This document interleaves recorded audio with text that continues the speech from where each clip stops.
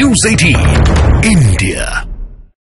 तो देखिए, गुजरात तैयार है, लेकिन इसके बाद गुजरात से प्रधानमंत्री नरेंद्र मोदी वाराणसी जाएंगे। वाराणसी को प्रधानमंत्री नरेंद्र मोदी, आपको बता दें, 13,000 करोड़ रुपए से अधिक लागत की कई विकास परियोजनाओं का यहां पर उद्घाटन भी करेंगे, सौगात भी करेंगे और शिलान्यास भी करेंगे। इस बीच प्रधानमंत्री वाराणसी में कल, आपको बता दें, सड़क, शहरी, आध्यात्मिक, पर्यटन से जुड़ी कई परियोजनाओं का उद्घाटन और शिलान्यास करेंगे। वाराणसी में एक नए मेडिकल कॉलेज की आधारशिला भी रखेंगे। बीएचयू के स्वतंत्रता भवन के कार्यक्रम में भी वो शिरकत करेंगे और संत शिरोमणि रविदास के जन्मस्थली सीर गोवर्धन स्थित मंदिर में जाकर मत्था भी टेकेंगे।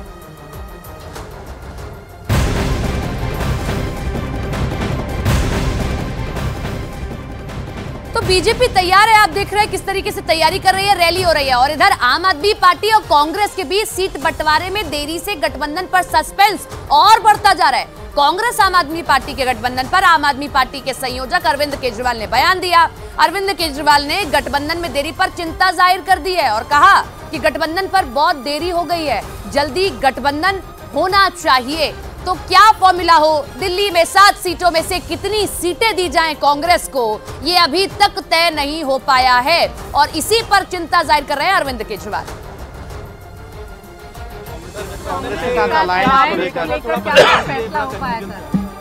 देखिए अगले 1-2 दिन में क्या होगा सर, लेकिन सपा के साथ अनाउंस हो गया है। आपको लग रहा है कि अब तो कल जल्दी अनाउंस हो जाए तो क्लियर हो जाए, क्योंकि डिले हो जाए। बहुत डिले हो गया है, बहुत डिले हो गया है, जल्दी होना चाहिए। कल घोषणा हो जाएगी क्या, पता नहीं।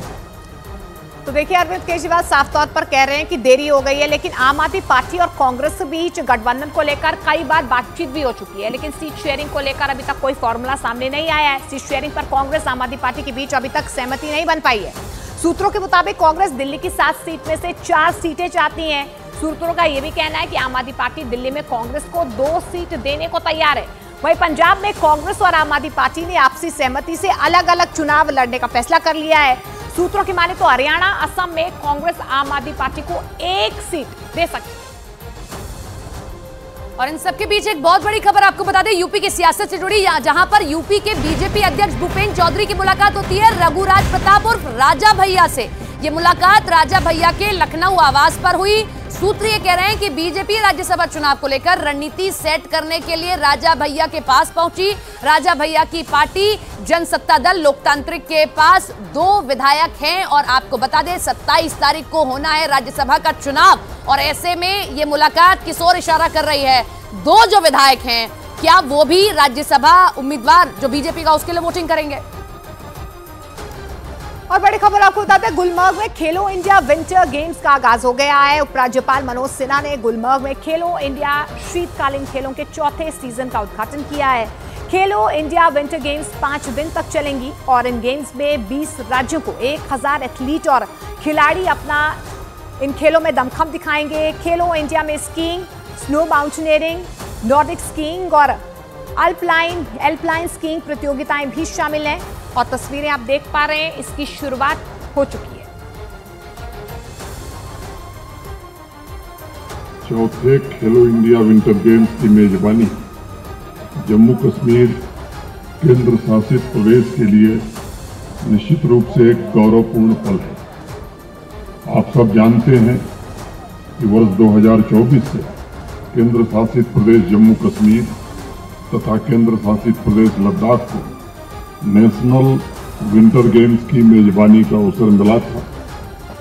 आइस संबंधी इवेंट जैसे स्नो स्केटिंग, आइस हॉकी तथा कर्लिंग लद्दाख में तथा snow sports events Jammu Kashmir में आयोजित हो रहे हैं। और हिमाचल प्रदेश के कुल्लू जिला में भारी बर्फबारी हुई है, जिससे वहां पर हर तरफ बर्फ ही बर्फ दिखाई दे रही है। बर्फबारी के चलते 2 नेशनल हाईवे पर यातायात पूरी तरह से बंद हो गया। पर्यटकों के लिए भी प्रशासन ने एडवाइजरी जारी की है। मौसम विभाग ने बारिश, बर्फबारी और ओलावृष्टि का येलो अलर्ट जारी कर दिया है। 24 फरवरी तक मौसम खराब रहने की संभावना जाहिर की गई है। तो ये तस्वीरें आपने देखी हिमाचल की, और अब हम आपको जम्मू कश्मीर की तस्वीर दिखा रहे हैं। गुलमर्ग की ये वादियां किस तरीके से बर्फ से ढक चुकी हैं। जम्मू कश्मीर के ऊंचाई वाले इलाकों में बर्फबारी हो रही है। गुलमर्ग से बर्फबारी की शानदार तस्वीरें जो सामने आई वो हम आपको दिखा रहे हैं। वहां बर्फबारी होने से पर्यटकों के चेहरे जरूर खिल गए हैं। गुलमर्ग में सैलानी बर्फ का मजा लेने के लिए पहुंच रहे हैं। गुलमर्ग में ही विंटर गेम्स जो है वो आयोजित किए गए। और अब उत्तराखंड के चक्राता की भी तस्वीर हम आपको दिखा देते हैं। यहाँ भी बर्फबारी हो रही है। चक्राता में ये सीजन की तीसरी बर्फबारी है। हर तरफ बर्फ की सफेद चादर आपको दिखाई देगी। तो चमोली की भी हम तस्वीरें आपको दिखाएंगे। चमोली के ऊंचाई वाले इलाकों में भी पिछले 3 दिनों से जो है बर्फबारी हो रही है। ये उत्तराखंड के जोशीमठ की तस्वीरें आप देख रहे हैं। जोशीमठ के ऊपरी इलाके इस समय बर्फ की सफेद चादर से ढक चुके हैं। और कुछ तस्वीरें उत्तरकाशी के ऊंचाई वाले क्षेत्रों में भी दिखाते हैं कैसे रुक रुक कर वहां बर्फबारी हो रही है। और गंगोत्री धाम, 4 धामों में से एक गंगोत्री धाम, वहां पर भी बर्फबारी की ताजा तस्वीरें सामने आई हैं, जिसमें हर तरफ बर्फ की सफेद चादर दिखाई दी। गंगोत्री धाम में इस समय तापमान में भारी गिरावट देखी गई और इसके साथ ही पूरी घाटी में कड़ाके की ठंड महसूस की जा रही है। और इसी के साथ ये 6 तस्वीरें आपके सामने, जहां पहाड़ी इलाकों में बर्फबारी शुरू हो गई है। सैलानियों के चेहरे खिल उठे हैं, लेकिन कई जगहों पर रास्ते भी बंद हो गए हैं।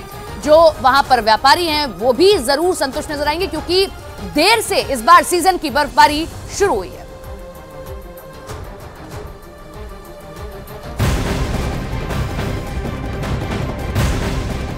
और इस बीच बड़ी खबर आपको बता दें, महाराष्ट्र के पुणे से बरामद हुए करोड़ों रुपए के ड्रग्स के मामले से जुड़ी इस वक्त की बहुत बड़ी खबर सामने आ रही है। पुणे ड्रग्स मामले में पुलिस अंडरवर्ल्ड और टेरर एंगल की जांच में जुट गई है। पुणे पुलिस ने देश का अब तक का सबसे बड़े ड्रग्स सिंडिकेट का भंडाफोड़ किया है और इस मामले में अब तक 3700 करोड़ रुपए के ड्रग्स जब्त किए गए हैं और 8 आरोपियों की गिरफ्तारी इस पूरे मामले में हो चुकी है।